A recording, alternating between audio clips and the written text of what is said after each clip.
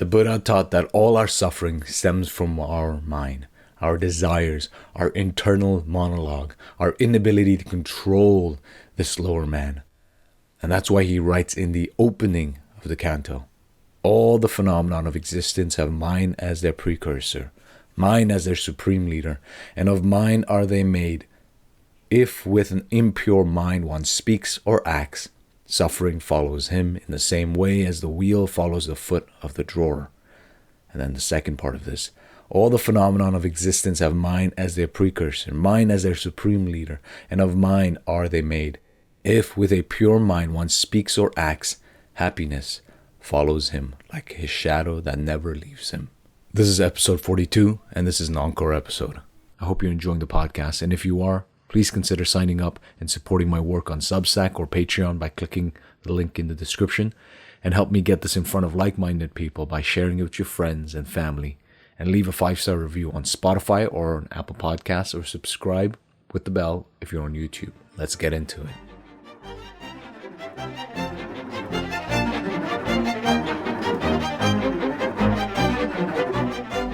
The discerning man straightens his mind, which is fickle and unsteady, difficult to guard and restrain, as the skilled fletcher straightens the shaft of the arrow.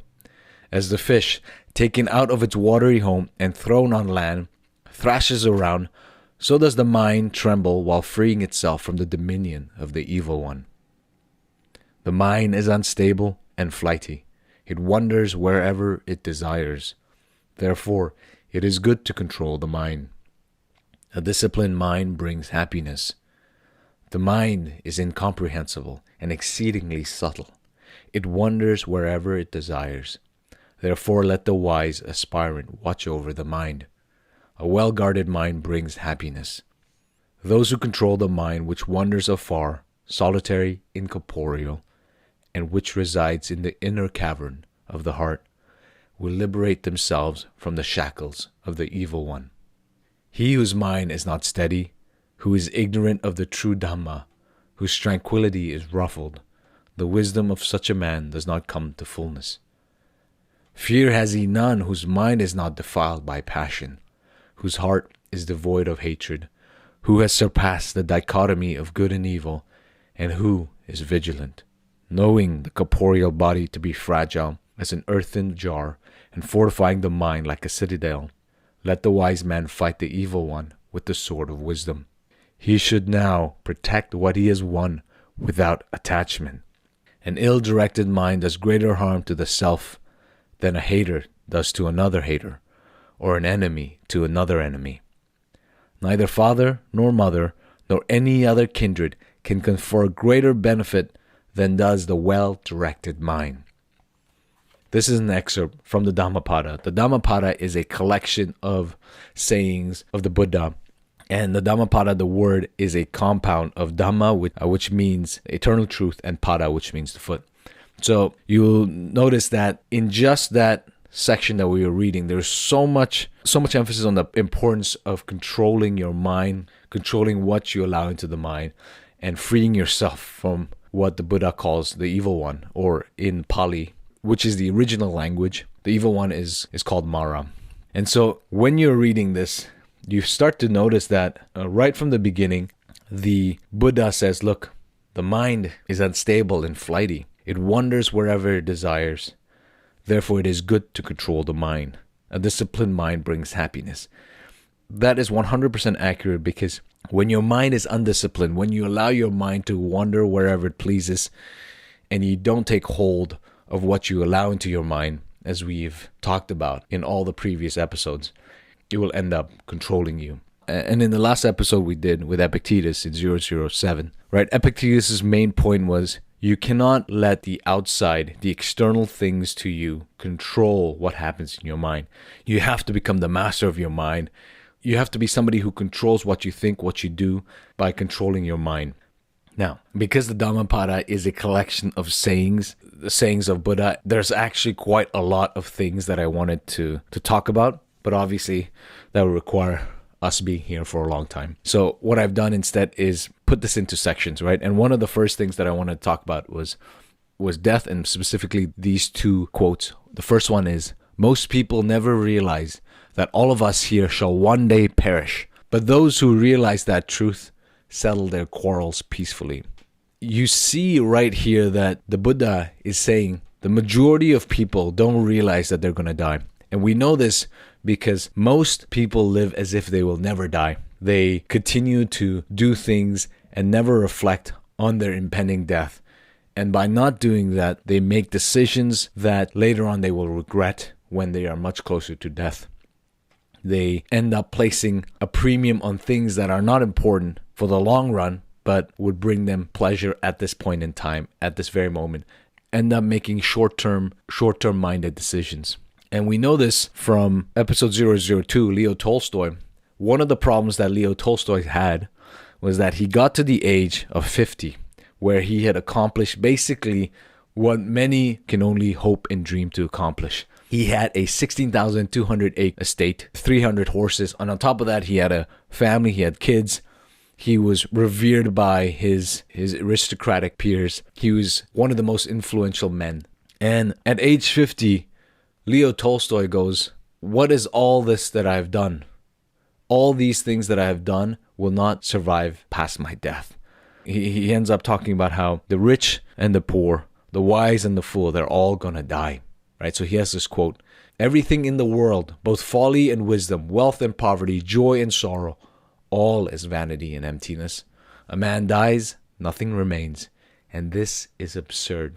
And for Tolstoy, the absurdity leads him down a path of him trying to figure out what is the meaning of this life. And he realizes that the way he had been living his life, he had been living a sensuous life filled with overindulgence, food, with women, whatever it was. He was living a life of overindulgence. And then he ends up realizing that the people who were most happy were the ones who had the least amount of things, right? These were the peasant class. And for Tolstoy, he says, look, maybe the reason I thought my life was meaningless is because I was actually living my life wrong. And so when I asked the question, is there meaning in this life? I was asking myself, but the man in the mirror was answering that there was no meaning because I was living a life that was not worth living. But if I lived a life that was worth living, like the peasant class, then my life would have meaning. Because for them, they embraced suffering. They lived a life of discipline. They lived a life worthy of the calling of life. So he ends up saying, the wise man seeks death all his life, and for this reason, death is not terrifying to him. And for Tolstoy, that was big because death was absolutely terrifying to Tolstoy. And so when we go back to the Dhammapada, the Buddha says, most people never realize that they're going to die, even though it only takes a short reflection to say, my life will end. There is no permanence in this life. But the issue is the way our world functions, the way in which we emphasize what the purpose of life is in the West, is this idea that you're going to live that's going to last forever. And so the Buddha says, not in the sky, not in the middle of the ocean, not even in the cave of a mountain, should one seek refuge. For there exists no place in the world where one will not be overpowered by death. And I think that quote is relevant specifically for today and this day and age, because we have experts wanting to live forever, wanting to extend the life beyond what is natural. From a science perspective, it's interesting. It's interesting to see, can we extend the human life beyond what we currently know as the limit? Say it's 100. Is it possible to extend this life for 100 more years? And that's all interesting. But the reason people are into the extension of human life, and specifically this field of longevity, is because nobody wants to die. Because when you die, there's nothing in this world that you've done that you can take with you. You cannot take your money. You cannot take your designer clothing. You cannot take your wife with you. You cannot take your children with you. You cannot take the prizes that you've won with you. You cannot take the degrees that you've won. You cannot take the company you've built with you. Just as you were born naked, you will die naked with nothing. And that thought scares many people. And so the Buddha says, knowing the corporeal body to be fragile as an earthen vessel and fortifying the mind like a citadel, let the wise man fight the evil with the sword of wisdom. He should not protect what he has won without attachment. You and I both know that death is something to not be afraid of, right? You and I know that death is something that is inevitable for all of us. And so we've faced it. And we read these books because there are the sages who've gone before us who have paved a way in how to think about these things, in how to think about the impermanence of life. And it is up to us to reflect on this and implement it into our lives and walk the path. The Buddha says one path leads to worldly gain and honor, quite another path leads to nirvana. Having realized this truth, let not the monk, the true follower of the enlightened one, yearn for homage from others, but let him cultivate serenity of mind and dispassion. So he's saying here, there are two paths in this world. One is to chase material possessions, material gains, and the other is the path towards nirvana, towards eternal bliss. And he says, you cannot live both of these lives. You cannot chase the worldly possessions and also chase after the path of nirvana, because they are in contradiction to each other. And this is very similar to what Jesus says in Matthew 6:24. So Jesus says, no man can serve two masters, for either he will hate the one and love the other, or he will be devoted to the one and despise the other. You cannot serve both God and money. And the point that Jesus is making is a point about priority of values. You cannot place a strong emphasis on chasing material possessions while at the same time trying to prioritize spiritual and ethical values.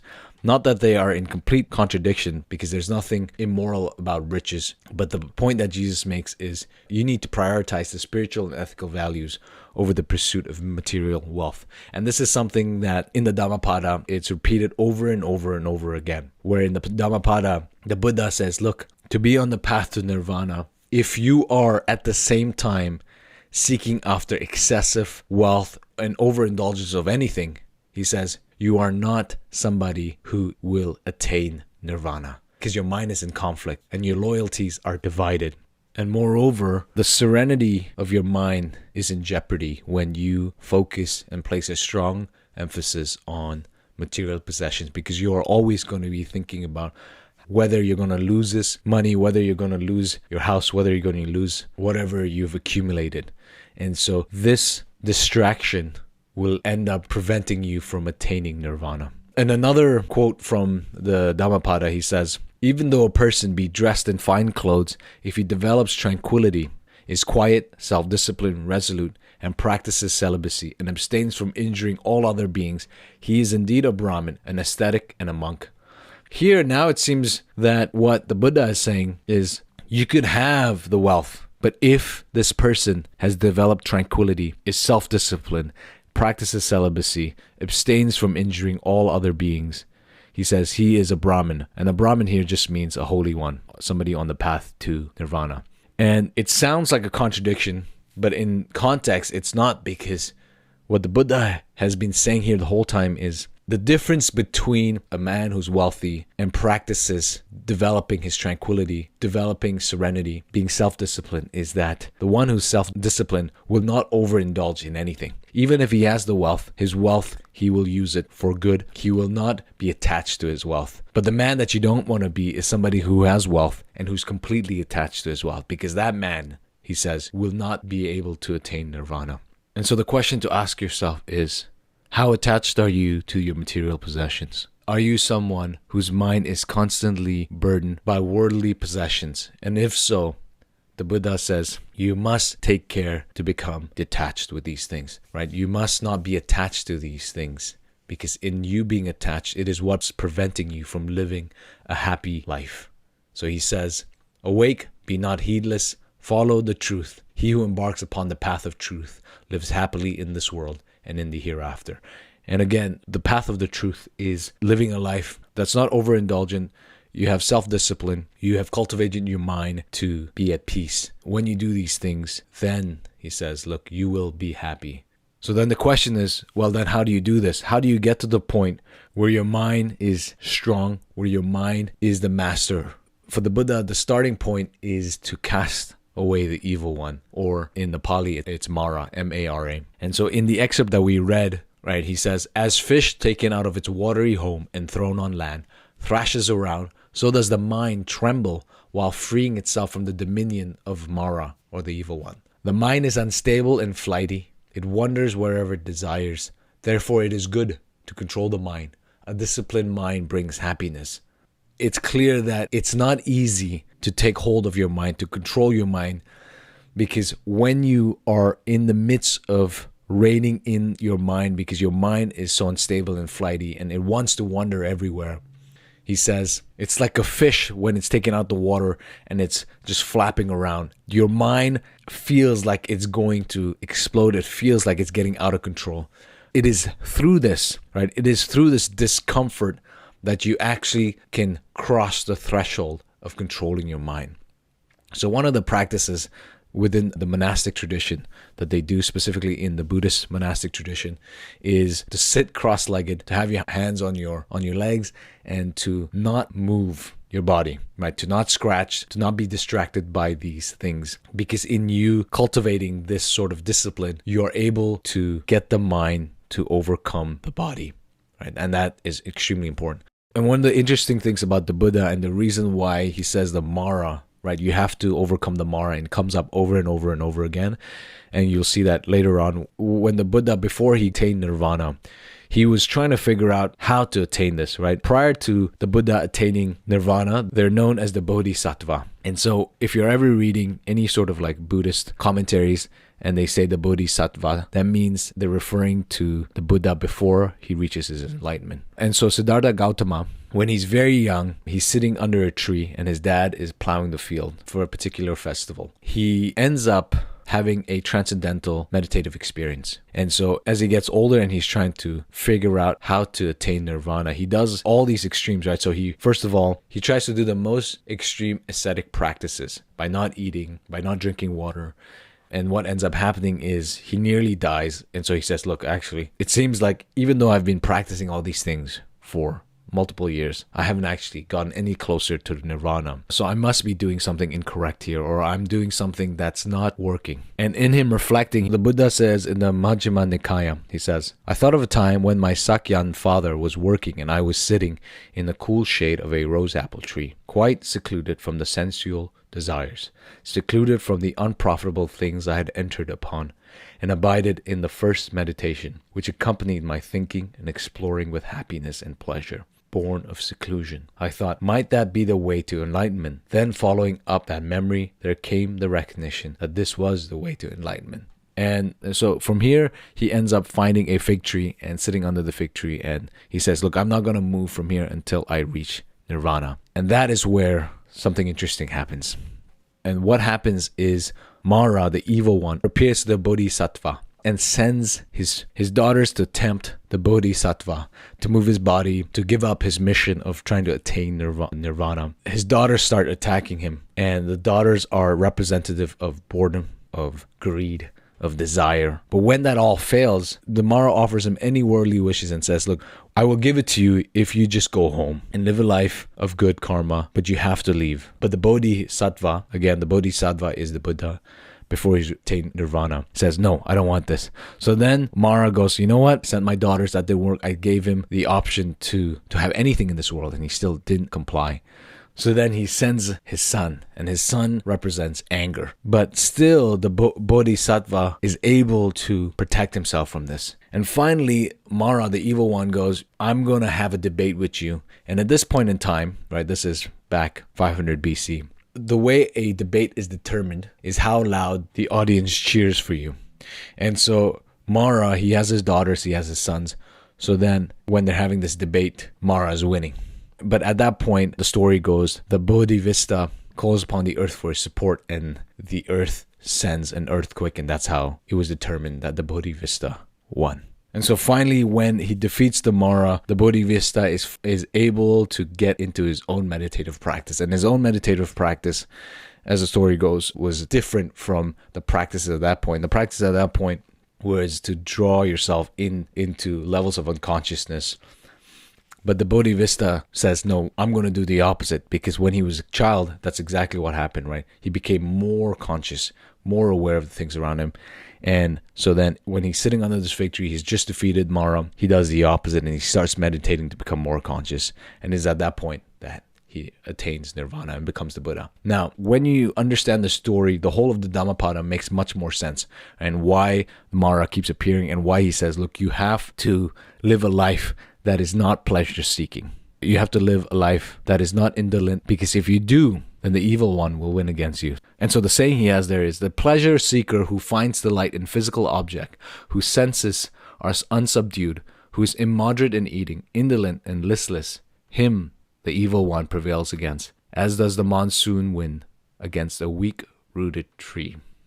Hence, the Buddha says you have to cultivate a strong mind. And he says, through diligence, vigilance, self-restraint, and subjugation of the senses, the wise aspirant makes an island for himself that no flood could engulf. He goes on to say, betake yourself not unto negligence, do not indulge in sensuous pleasures, for the vigilant and thoughtful aspirant acquires an amplitude of bliss.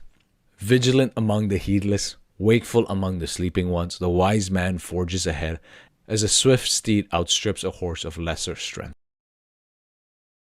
This mind is you have to be diligent in culling away the bad habits of letting your mind wander without any restraint. Clearly, one of the things in the Dhammapada is you must live a life of constraint. For us now, in this world, the idea of constraint seems like a prison. Why would you live a life of constraint? That seems like you are limiting yourself in your ability to enjoy more, in your ability to experience bliss. And this is the biggest lie that so many people get caught up in. And it's that a life without constraint is a life that's not worth living, because it is a life filled with unhappiness. Because if you live an unconstrained life, if you live a life that's not disciplined, essentially, you don't do the things you want to do, right? You don't do the things that are good for you.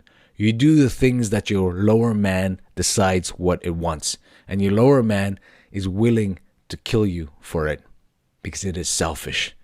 And this is something that the Buddha says, right? He says, as rust arising from iron straightway corrodes the very iron from which it arose, even so the evil deeds of the transgressor leads him to the state of woe. When you live an undisciplined life, and the discipline goes beyond physical discipline, it goes to mental discipline, it goes to spiritual discipline. He says the things that arise from your undisciplined life, and these are things that come up because the lower man controls you. The lower man is just like rust. He is you, but he is willing to kill you for it. One way to think about the lower man is, if you've ever seen The Lord of the Rings, if you've read The Lord of the Rings, the lower man is Gollum. Gollum is completely taken by the ring. The ring corrupts Gollum so much so that he becomes so selfish that he ends up killing his best friend, right? So Gollum is your lower man who has no inhibition, who has no discipline. And the truth is, the ring that Gollum is so entranced by represents your unbridled passion. And just as Gollum's life extended far beyond that of a normal hobbit by possessing the ring, if Gollum controls your life, right, your lower man controls your life, all your time will be squandered on trivial pleasures and overconsumption. Time will crumble around you and you'll live a meaningless life, which will be no different than if you were dead. The Gollum within you will never rest until and unless it is destroyed. He'll cause havoc by destroying your relationships, your passions, your talents, your friendship, and even your humanity. And that's why it's important to overcome your lower man. Going back to the Dhammapada, it's important to live a life of constraint, to live a life that's disciplined. So just as in Lord of the Rings, the ring gets destroyed in the fire of Mount Doom, you too must destroy your unbridled passions with Gollum. So you have to take that ring, just as Frodo took the ring to Mount Doom. You have to go there and you have to cast both the ring and Gollum into the fire.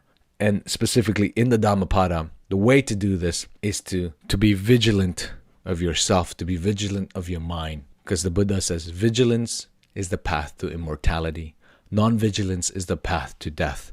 The vigilant do not die. The non-vigilant, though alive, are like unto the dead. And as I was going through this and reflecting on these verses, one of the things that came to me, and a note that I made, was from the previous episode with Epictetus, when Epictetus says, "Whoever then wishes to be free, let him neither wish for anything nor avoid anything which depends on others. If he does not observe this rule, he must be a slave." And for Epictetus, the most important thing is for you to control your mind, and for you not to be persuaded or influenced by the outside, and for you to be, one, detached from all these things, and also, secondly, to be disciplined in living your life. Staying on the importance of living a disciplined life, but specifically constraint.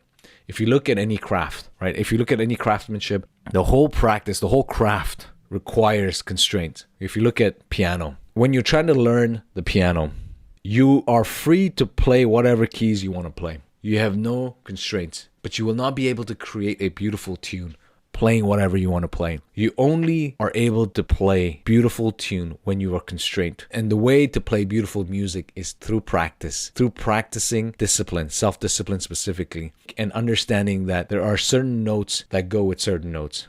There are certain structures that you must follow. And the same thing applies for any form of martial art. If you're practicing jiu-jitsu, one of the most important things is when you first learn it is that you must overcome your intuition to flail when you panic, right? Because when you're placed into positions that you've never been before and you're getting strangled, you want to get out as fast as possible, but you don't know how to get out, so you try to explode out. And sometimes that's when you have injuries. And to learn Brazilian Jiu-Jitsu, there are constraints, right? There are sequences that you must do to escape. There are sequences you must do to strangle, to break your opponent. And these sequences you must follow, because if you don't follow these things, you're not learning. And so to become really good at jiu-jitsu, like the one who gets the black belt, the martial artists who become very good, whether that's Brazilian jiu-jitsu, Muay Thai, boxing, wrestling, are the ones who've lived a life of constraint, right? The ones who followed the path that has been laid out before them. They're not going about willy-nilly doing whatever comes to their mind. There is a structure to what they're doing. And your mind is no different than that. Your mind, if you do not have a structure for your mind, if you're not vigilant in what you allow your mind to ponder, your mind will wander so far and wide that when you actually sit down to pull your mind back to reality, it becomes very hard. It's not that it's impossible, but you'll realize that your mind has wandered too far. It'll take much more time and it'll be much more difficult to live a happy, meaningful life. You must control your mind. And so the Buddha says, the hedonist who seeks only the blossoms of sensual delights, whose mind is agitated, him the evil one brings under his sway, even before his carnal desires are satiated. Let the aspirant observe not the perversities of others, nor what others have and have not done. Rather, should he consider what he has done and what he has yet to do. And that last part, consider what he has done and what he has yet to do, is the reminder for us to say, at the end of the day, look at our lives and say, these are the things that I've done that are good, and these are the things that I've done that are bad, and these are the things that I need to improve upon. And it is this miniature reflection that you do daily that in the long run will have a huge impact on your life, a huge impact on where you are mentally. And especially as we're coming up to the end of the year here, I encourage you to take time to sit down, whether that's an hour, 3 hours, sit down, reflect on the past year, reflect on the past 5 years, reflect on the past 10 years, and see how you have lived your life. Whether the kind of life that you're living is the type of life that you want to continue pursuing, or is there a better path for you? And are there things in your life that you think are harming you more than they are doing any form of good? Do you have, as the Buddha says, hedonistic desires that are actually harming you in your pursuit of nirvana? He says, fear has he none, whose mind is not defiled by passion, whose heart is devoid of hatred, who has surpassed the dichotomy of good and evil, and who is vigilant. Do you have hatred in your heart? Is your mind defiled by passion, such that you are unable to focus on anything else? And something that the Buddha says is, the scent of sandalwood, tagara plant, and other fragrant things is of little account, whereas the aroma of the virtuous expands in a greater sphere, even up to the gods. The point that he's making here is, if you live a life of virtue, if you live a life of discipline, your life will have a much larger impact than you realize, because people will look at you and realize that they too must live a more virtuous life without you having to say anything. Because if you think about an aroma, when you smell something beautiful, you don't always know where it's coming from, but you can smell it. And just like that, the Buddha says that is how your life should be, where the good that you do, the virtuous things that you do, it will impact people that you don't even know are being impacted. So then how do we go about this? How do we go about living this sort of life?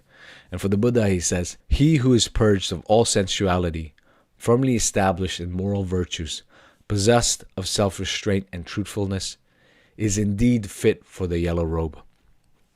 And the yellow robe here just means people who are monks, right? Because they wear saffron robes.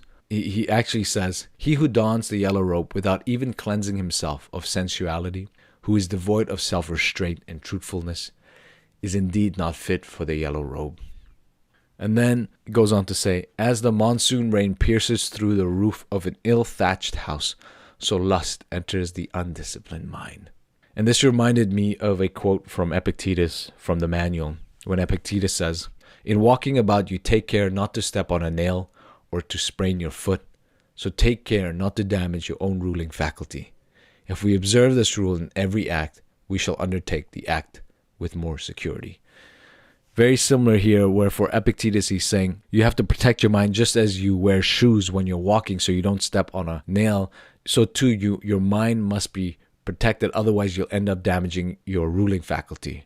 And for the Buddha, he's saying where your mind is the roof, if that roof is not properly laid out, then when the monsoon rain comes, the roof will leak and it will penetrate into the house and destroy the house. And so lust, he says, will enter the undisciplined mind, and lust will end up destroying you because lust spreads like a virus. I was surprised at how much lust came up in the Dhammapada, and how often the Buddha said to attain nirvana, you must overcome lust. When you're reading Matthew, Jesus has this very famous line, and he says, you have heard that it was said, you shall not commit adultery. But I say to you, that everyone who looks at a woman with lustful intent has already committed adultery with her in his heart. There is quite a lot of similarities between Jesus' teaching in Matthew and the sayings of the Buddha in the Dhammapada. And that I found fascinating, because here you have two teachers from two different sides of the world who've had a tremendous impact on the world. And when you're reading their sayings, there's so much similarities in terms of principle of how you should live an ethical life. To live an ethical life, you know that it must be practiced, that you must have skin in the game, that you must take the risk for the beliefs that you have, right? If you claim to be disciplined, but you're unable to wake up at the time that you say you want to wake up, that is not living a life that is in line with what you claim to be. And so you must live a life that is in line with what you preach. So practice what you preach. And the Buddha has something to say around here. He says, like unto a lovely flower which is exquisite in color, yet lacking in fragrance, even so prove futile the well-spoken words of a man who acts not up to them. And he also says, a heedless man, though he utters much of the canon, but does not act accordingly, is like unto a cowherd who counts the cattle of others. He is verily not a sharer of the fruit of the monastic life. The point that he's making here is there's a difference between somebody who speaks these words, who's able to recite beautiful passages from the Dhammapada, beautiful passages from the Bible, beautiful passages from the Quran, whatever it is, and somebody who actually practices these things. It is more excellent to love God than to know Him.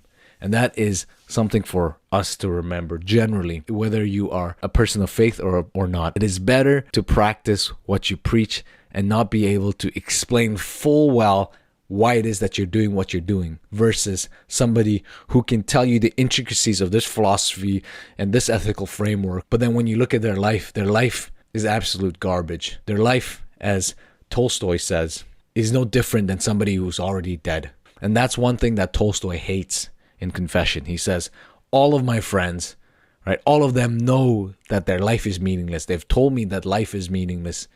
And they all know that to live is no different than to die, but none of them are willing to take that path of death. They have no skin in the game. For you and I, we have to make sure that we are men and women who practice what we preach, who's willing to be seen as fools because of the practices that we have, the rituals that we do. Because we know that in committing to these rituals, in being faithful to what we believe in having conviction in these things, we will live a life that's meaningful. We will live a life that's virtuous. We will live a life that's happy.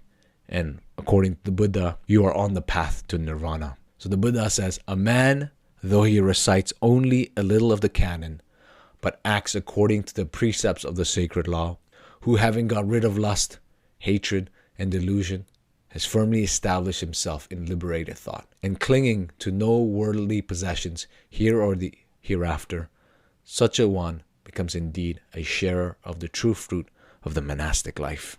So for you and I, as the year draws closer to an end, we have to reflect on this past year to see, have I lived a life that is consistent, practicing what I preach? There will always be gaps. You will never be perfect in this world. But in the act of reflecting, in the act of being aware of what it is that you're doing, you are already miles ahead. You can never have too much self-control. You can never have too much self-discipline. There's a growing reaction to this world of discipline and self-discipline where people are saying, no, you have to live a life. You have to be more relaxed about the rules in your life. For some, this is true, right? You do not want to live a life of extreme. That's something that the Buddha ends up rejecting, because he goes from living a life of complete indulgence where he's living in kingdom. He has everything that he wants. He's never seen suffering. And when he sees suffering, he rejects all of his material possessions, runs away, goes into the forest, lives a life of extreme ascetic practices, not eating, not drinking to attain nirvana. So now you have these two extremes that you're seeing in the life of the Buddha, right? Overindulgence on the one side and overindulgence on the other side. Too much food on one, too little food on one. Too much water on one, too little water on the other. Too much pleasure on one, no pleasure at all. And what he ends up getting to is he ends up getting to the middle way. And that's what Buddhism is sometimes known as. It's known as the middle path or the middle way. And you and I know that a life that's worth living is a life in moderation, right? The virtues are the middle of two extremes. As we talked about before, courage is the middle between being too brash and being too cowardly. Wisdom is the middle path between foolishness and ignorance. Same with compassion. Compassion is the middle path between cruelty and indifference. And so too, in the teachings of the Buddha, is the path of the middle way. When you are practicing self-control, make sure it is not to the extreme where you end up damaging yourself. Make sure you find a way to do the middle. So especially as you start to think about the end of the year, if you're thinking about New Year's resolution, I encourage you not to go to the extreme. If you've never worked out before, don't say, I'm going to work out 7 days a week. Start small. Say, I'll work out for 5 minutes once every 2 days. Something small. If you've never woken up early in the morning, don't say, I'll wake up at 4 in the morning and not be able to keep that practice for the remainder of the year. Right? These are extremes. You can always work your way backwards. Right? You can always start small. If you know you have a problem with overeating, don't go to the extreme and say, I'll cut my food down to 1 meal a day. And for the majority of people, it's always better to practice moderation. And moderation, if you have a problem with overeating, is okay. I will not eat desserts at 9 p.m. or 10:30 right before I go to bed. So the Buddha says, the fool who knows of his ignorance, indeed, through that very consideration becomes a wise man. But that conceited fool who considers himself learned is in fact called a fool. This fits very well with what we're talking about, because in the simple fact of realizing and considering your past actions that may have been foolish, in the very act of reflecting on this, you become a wise man. But you will remain a fool if you consider yourself learned, meaning you consider yourself as somebody who does not need to learn anymore. And that's why you and I are reading these books every week. We're reading these books so that we are wholly aware until the very day we die, until our very last breath. We can always learn something, because you and I only live for a maximum of 100, maybe 110 years if you're very good. But even then, until the very last breath, there is always something to learn, because you and I are just a blip in human history. And that's why reading these books, especially books from 2,000 years ago or 1,000 years ago or 100 years ago, are very helpful, because these guys have gone and walked the path before us. And so we have the privilege of reading their works, taking in their wisdom, and seeing how we can apply this to our lives. If they've made mistakes, then we want to avoid those mistakes. If they have great advice, great wisdom, just like in the Dhammapada from Buddha, we want to make sure we implement those in our lives. And I think one of the most important things for me that I've realized over the years is Nobody has a monopoly on truth. No person, no group, no institution, no religion has a monopoly on truth. Truth is not a slave to anybody. And that's important to emphasize, because we're going through all these books, and the books that we're going through are going to come from all walks of life. And if you are stuck in this idea that truth only exists in, say, Stoic philosophy, you will limit yourself in what you know and limit yourself in the truths that you can attain because you are myopic in your view of truth. This example can be extended to all other religions as well, all other sages that you might know. Nobody has a monopoly on truth. And I think once you realize this, you are able to enjoy the vast array of human wisdom, human knowledge. But if you're caught up in it, you might just be stuck in a particular field. If you are somebody who believes that truth is only found in Western traditions, then you will only read works of the Western tradition and never find the beauty, the wisdom that's in the Dhammapada. Or if you're somebody in the East who believes that only the Eastern philosophies have truth, you will never come across the works of Aristotle. You will never come across the works of Plato, right? You'll be stuck in only reading Eastern philosophy.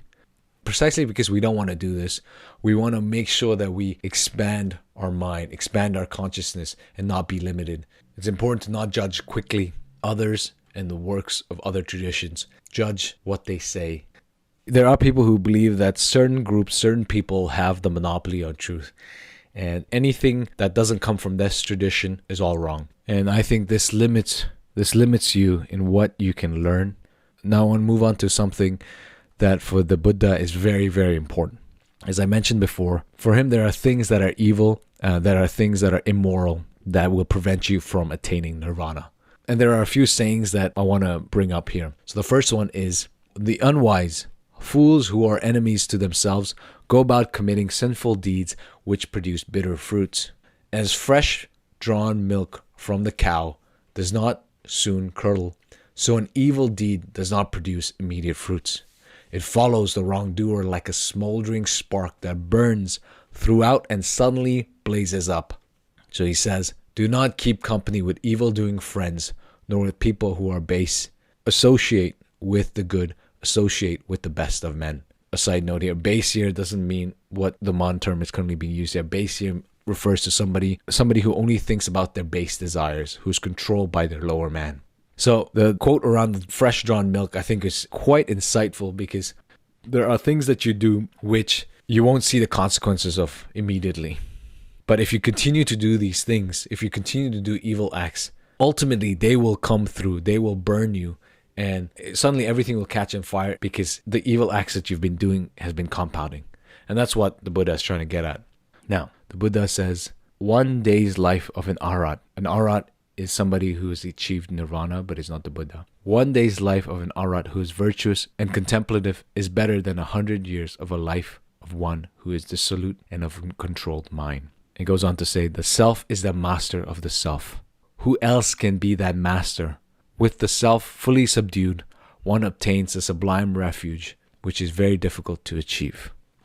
And the note that I made here is, it is better to live a short life that is filled with discipline, a life that is filled with virtue, than a long life that is mediocre and filled with vices, uncontrolled, undisciplined. Because of those two lives, even if you lived a short life but you lived a virtuous life, you will be happy. Do not get caught up in this idea of being full of emotions, of being joyful.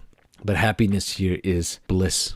Right? It is better to live a short life filled with virtues, filled with discipline, which will lead to living a blissful life. No matter the amount of material possessions you have in a life filled with vices, it is nothing compared, as the Buddha says, nothing compared to one day's life of an Arhat who is virtuous and contemplative. A saying that I really liked in the Dhammapada is this: health is the greatest of gifts, contentment the greatest of riches, trust is the finest of relationships, and nirvana the highest bliss. Health, as we already talked about in terms of the year coming to an end, health, the Buddha says, is the greatest of gifts. Right? If you Have all the riches but have no health. You always want to be healthy. Think of the last time you were sick. The last time you were sick, you didn't want more money. You didn't want more material possessions. You just wanted to get healthy.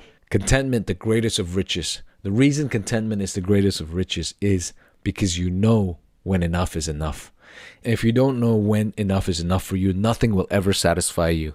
And if nothing ever satisfies you, that means you will never be happy. And for the Buddha, you will never reach nirvana. Trust is the finest of relationships. The reason betrayal is such a horrible and unloving thing to do is because it breaches the trust between two friends or two lovers. And finally, nirvana, the highest bliss. Of all these things, nirvana is the highest bliss because you can still attain nirvana without the health. You could be sick, you could be missing limbs, but you can still attain nirvana. And so I want to end with two sayings. The first is, he who controls his rising anger as a skilled driver curbs a rolling chariot. Him I call a true chariot. Others merely hold the rein. And finally, though one were to conquer 1,000,000 men in battle, the man who conquers himself is the greater victor. And with that, I'll wrap. I highly recommend getting this book, Dhammapada. I've put the Amazon link below, so just check the show notes. And if you're enjoying this podcast, please subscribe and leave a review on Spotify, on Apple, wherever you're listening to. And also, if there's somebody in your life that you think this podcast will be helpful to, share it with them. If you have any questions, you are more than welcome to email me, ij@becomingantifragile.com. Till next week, peace.